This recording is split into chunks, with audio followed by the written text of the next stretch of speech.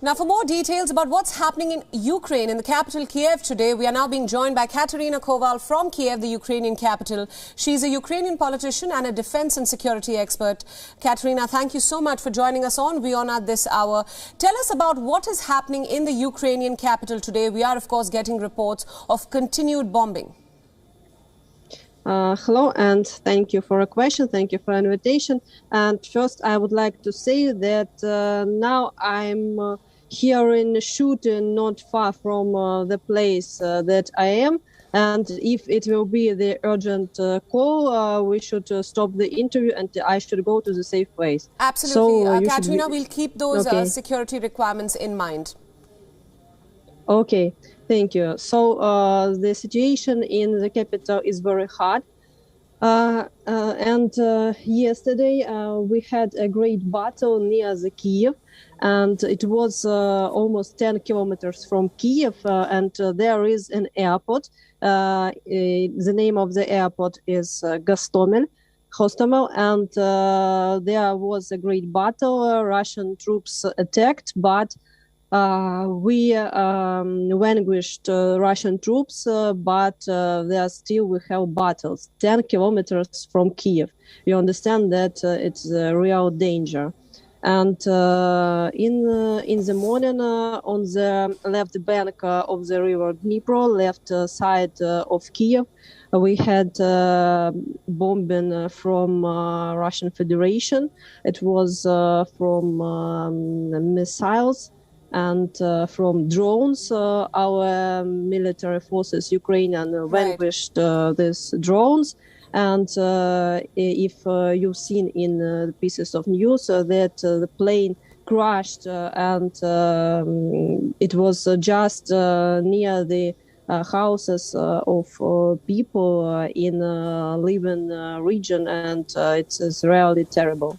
Right, absolutely. Thank you for those updates, Katerina. My next question to you, we've heard the Ukrainian President Zelensky, appeal to the youth of the nation, to all able citizens to come forward and said that arms will be given to whoever is willing to help Ukraine in this fight for freedom.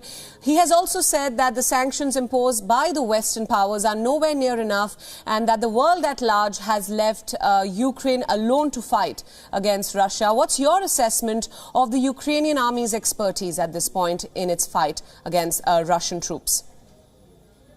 Yes, of course. And this night, President Zelensky, he signed the mobilization in Ukraine.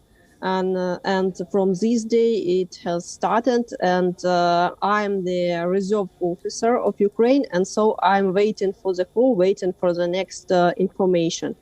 Of course, there is three sectors of mobilization, and for now it has started the first sector. It is people who were mobilized from 2014 till 2018, and who has the experience in wars and who served in the army as a soldier from 2014 to 2018. For now, they started to mobilization, and then it will be the second part, the third part of the third sector, and then the fourth sector is from the civil population. So for now, it has started the first sector. So we are waiting another information for me, for example, as an officer, as a reserve officer. Right. You know, Katerina, you mentioned for you as a reserve officer, it's a wait and watch game. How do you see this crisis unfolding in the next few days? Are you afraid of more attacks, more shelling and bombing in the Ukrainian capital especially? And how do you see the Russian troops responding and going forward? How do you see Russia's aggression panning out? Do you see this crisis resolving in any way or form? I see that Russia wouldn't stop to repeat because Russia don't accept any diplomatic way, any negotiations, and Russia continuous bombing big cities and other cities near the border and even the capital of Ukraine. So it is no diplomatic way. But of course, as a person, as a human, I believe that it could be the diplomatic way because I'm besides be the professional diplomat of Ukraine. But as I see that now I was telling you that now I hear a shooting not far from this place. So we understand that Russia would like to occupy Kyiv to a pity. But I believe in our army, of course, in our defense forces. Right, absolutely. Just wrapping up our discussion here, Katerina, given your expertise in the field, how do you see this crisis panning out? And I want your kind of bucket list of what does Ukraine need as of now. We're talking about sanctions, we're talking about lots of words of promise from Western powers, from other European leaders, that we stand with Ukraine. Harsher sanctions will be imposed against Russia. This will not be tolerated. But what does Ukraine need right now to fight this enemy? Of course, we understand that in the global world, war it isn't only troops. War is economic war, or war is also war in the information war. And of course, we are waiting for strong sanctions from our partners, from the USA and from Europe.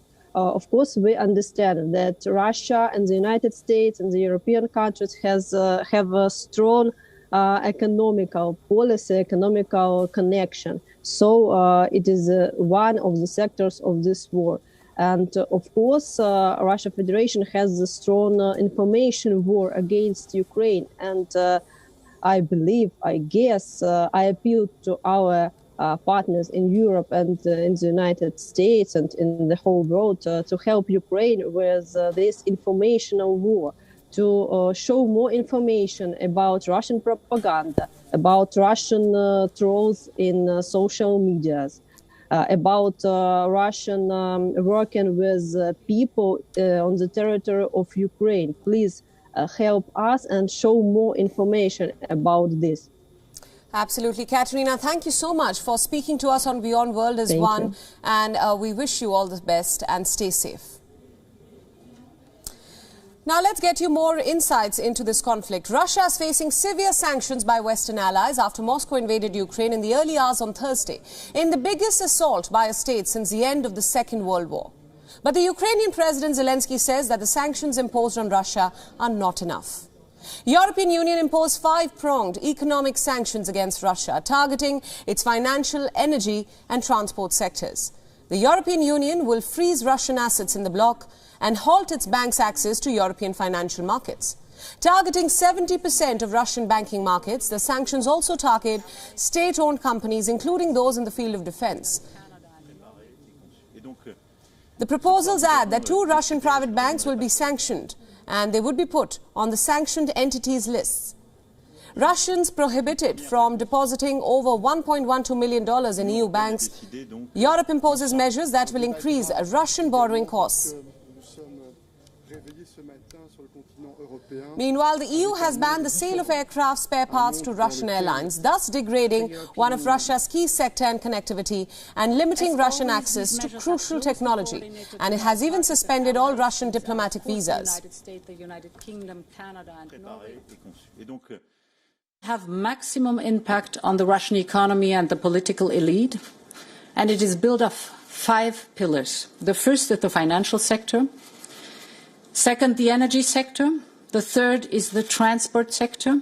Fourth are export controls and the ban of export financing. And finally, visa policy. Let me highlight some of the most important points.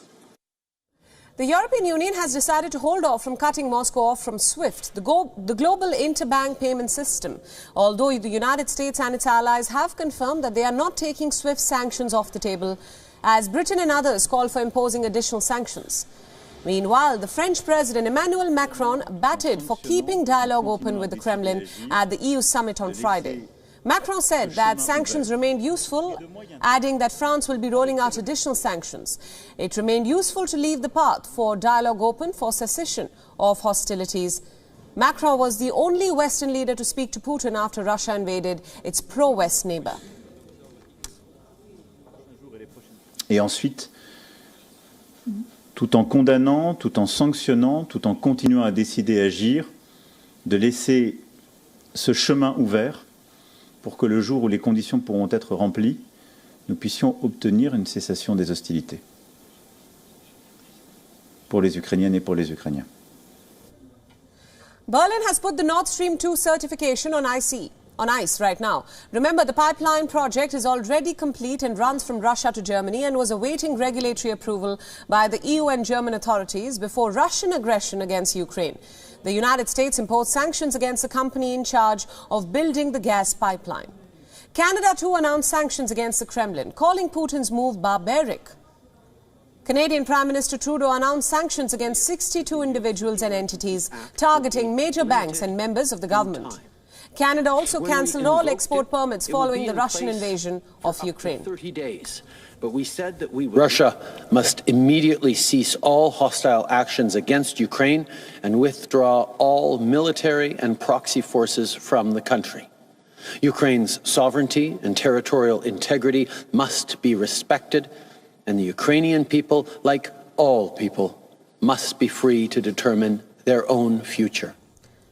The United Kingdom announced unprecedented sanctions against the Kremlin. Prime Minister Boris Johnson unveiled the largest ever package of sanctions against Russia, targeting not only banks and financial institutes, but also individuals, including Kirill Shamalov, Putin's one son-in-law. Meanwhile, America rolled out robust sanctions targeting Moscow's financial system, blocking assets of large Russian banks and business oligarchs, and imposing export controls aimed to hurt its high-tech needs. Japan imposed sanctions targeting Russian financial institutes after G7 leaders agreed to penalize Moscow over the Ukrainian invasion. Japan will impose penalties targeting semiconductor exports and suspend visa issuance to Russian individuals and organizations. The world's third largest economy is also planning to freeze assets of Russian financial institutions. 国際社会の懸命の努力にもかかわらず行われた今回のロシア軍によるウクライナへの侵攻は、力による一方的な現状変更の試みであり、ウクライナの主権と領土の一体性を侵害する明白な国際法違反です。国際秩序の根幹を揺るがす行為として断じて許容できず、厳しく非難します。WION World is One is now available in your country. Download the app now and get all the news updates on the move.